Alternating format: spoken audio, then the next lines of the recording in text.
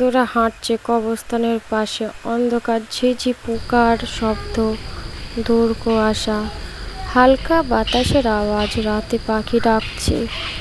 রাহুল চমকে ওঠে। দোস্ত, এটা কি কবরস্থান না? সুমন হাসতে হাসতে, আরে হ্যাঁ, এটাই সেই পুরনো কবরস্থান। শোনা যায় এখানে নাকি মাঝরাতে দেখা যায়। রাহুল, চুপ কর।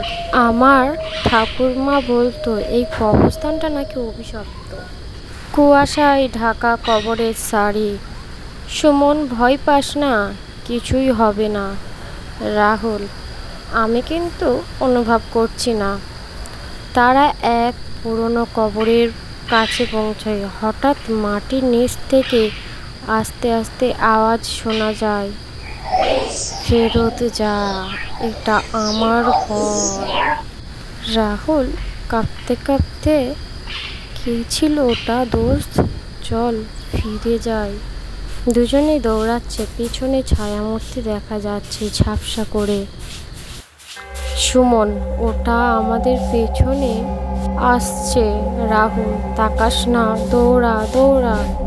হঠাৎ সুমন পড়ে যায়।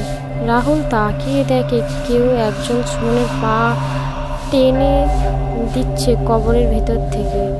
ছায়ামূর্তির চোখ লাল জ্বলছে।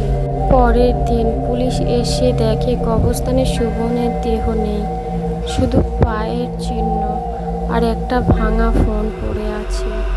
এই কবরটা তো 200 বছর ধরেই খালি ছিল, তবে কাদায় তাজা দাগ কিভাবে এলো? কবর থেকে আবার সেই ফিসফিস শব্দ শোনা যায়, আরও একজন লাগবে।